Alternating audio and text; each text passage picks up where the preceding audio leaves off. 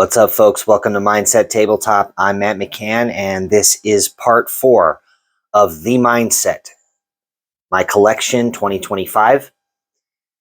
So we are going to move now to this next section down here. We're going to do 2 bays at a time because part 2 took a little too long. So, in continuing moving to the left here on this row, we're going to move to the deck, bag, and pool building section here. So up top, we've got Ascension. Ascension is probably my favorite deck building game. You saw a couple of other sets in part 1 up on the top shelf, the Skulls and Sails and Valley of the Ancients, right up there. And right here is the Year 5 Collector's Edition. So this contains a bunch of different sets, and including my favorite set, which is the War of Shadows, I guess it's called, and it's night and day. It's a night and day mechanic, so certain things get triggered at nighttime, and certain things get bonuses during the day. And so you're playing night against day based on how many night and how many day cards are in the market. So it's a really cool mechanism. It doesn't exactly turn normally like night and day does, but it's a really cool effect of trying to not just play the cards that you've got and build the deck that you're working on, but make sure that the time of day is right to play the cards that you've got. And there are a few other modes in this set. It's a really cool, comprehensive set of about 4 different versions of Ascension, and well worth it. It's a really good deck building game. Orleans. So, as far as I can recall, this was my brother's favorite game. This was the game that we used to play together all the time. And we would actually play this over Zoom. So I would put the camera above the board, and he'd call me up, and we would chat, and we would play the game. I would work the board, and he would work his stuff on the other side.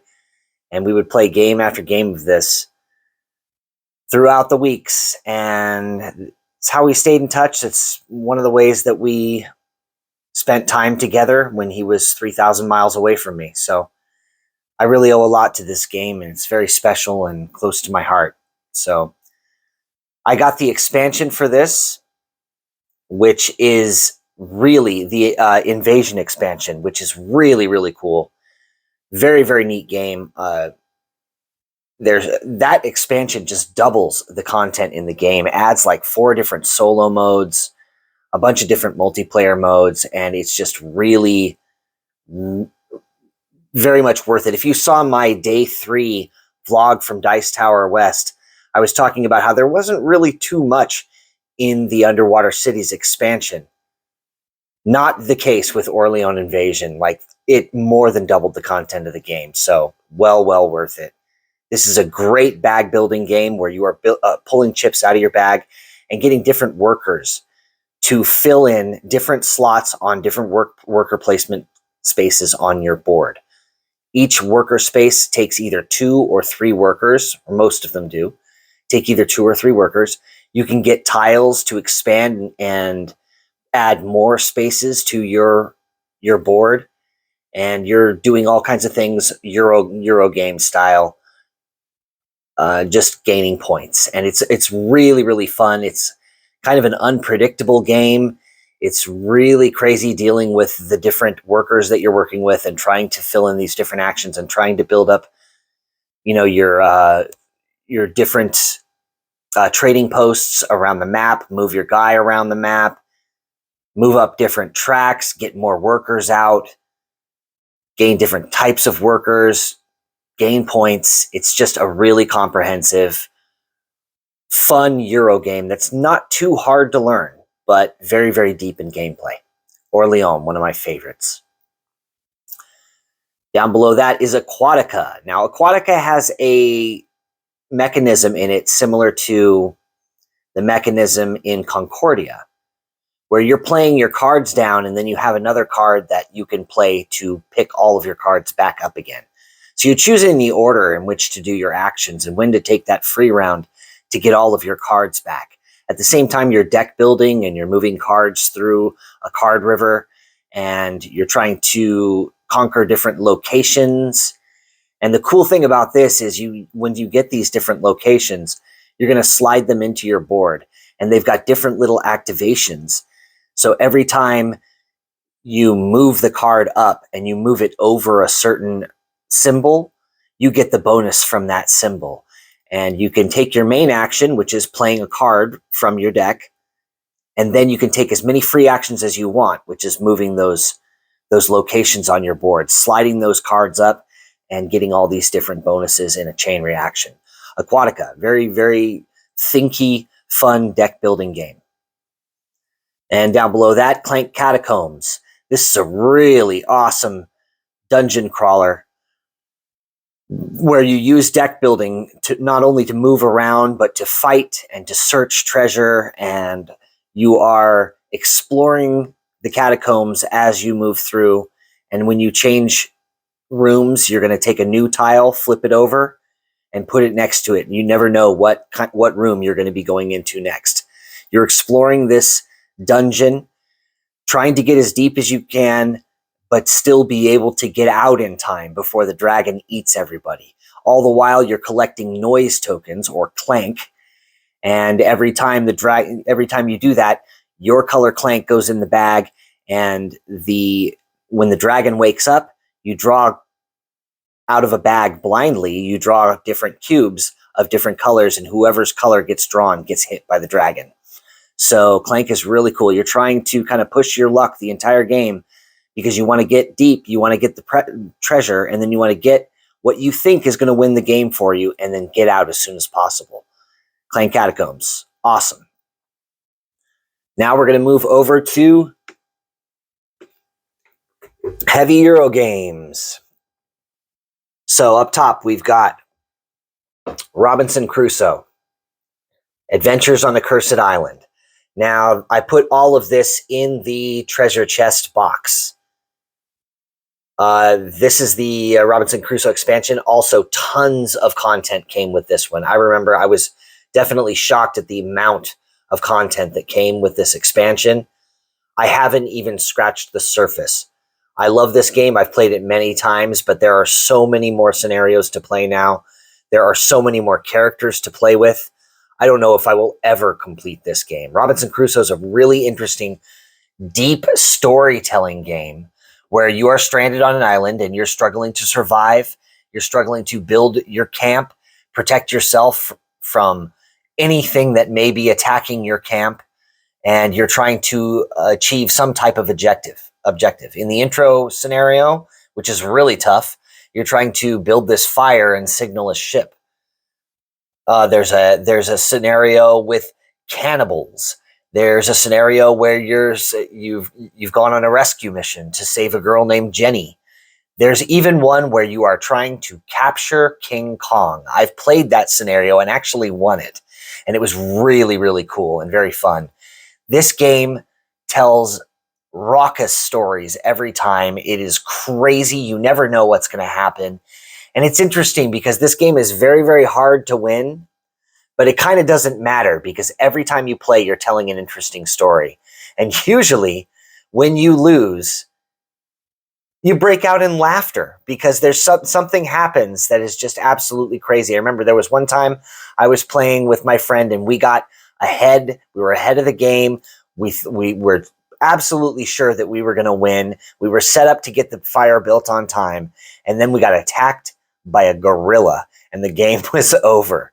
It's really, really fun. It's an awesome game. It tells a crazy story and it kind of doesn't matter whether you win or lose. So that's Robinson Crusoe with the treasure chest expansion. Now, First Martians, this is kind of a new rendition on the same system that Robinson Crusoe runs on, but it's a little bit different. In First Martians, you are trying to keep your space station alive. You're on Mars. Your space station is slowly breaking down piece by piece, and you're taking nuts and bolts and moving them around the station and sending around probes and things like that and trying to stay alive on Mars and survive. It's really cool. It's different enough from Robinson Crusoe to where it makes sense for me to have both in my collection because it's a very different feel, even though it's the same kind of system. And one thing that I forgot to mention about Robinson Crusoe is there is this really cool mechanism. Tom Vassell has mentioned it a few times, wishing that this was in more games, and I agree. An event card will come up, and you'll have a choice of whether to act on it or not. You can throw the card away, or you can shuffle the card back into this event deck. If you shuffle it back into the other deck, you may draw it again eventually and then have to suffer the consequences of your choices. So say you find some food and you decide to eat it. You're going to shuffle that card back into the deck. And if you draw that card again, whoops, the food was rotten and now you take a hit on your health.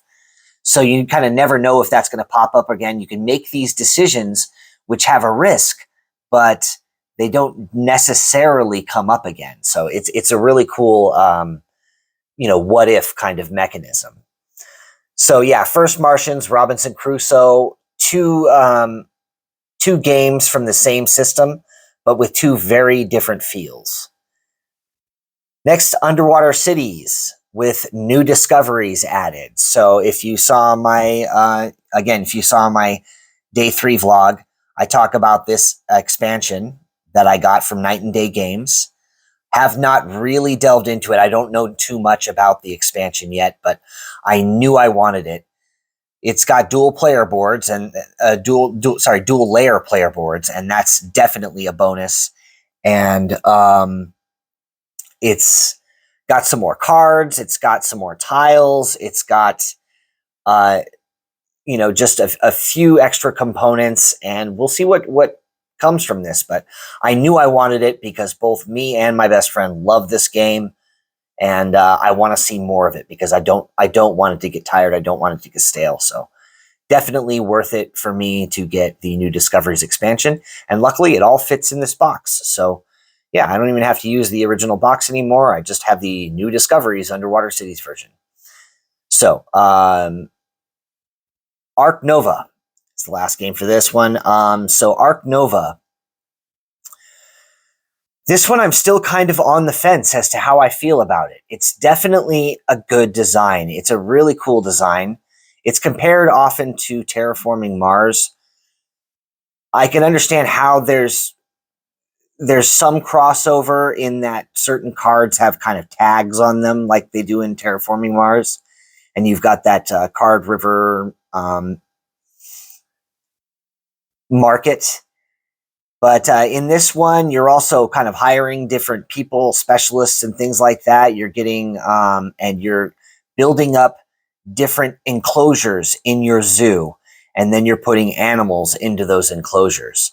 Now, you're not going to get a ton done in this game because it takes a while to develop things. It takes a while to get things built. It takes a while to find the right animals for everything. And you're hoping to draw the right cards. But it's definitely an interesting engine that you get built up. It's interesting to see your park slowly develop. And at the end of the game, if you get at least a few of the things done that you wanted to get done, it's very rewarding to see what you've built. So that's Ark Nova. I definitely need more plays of this to get more familiar with it. But for now, I definitely want to keep playing it. I want to play it again. And I want to see how my friends feel about this one. All right, folks. Well, that's the next 2 bays. So thank you very much for watching again. Hit the like button down below and subscribe if you haven't already. I really appreciate you guys sticking around and exploring my collection with me. And keep playing board games, folks. Let's keep this amazing hobby alive. See you next time.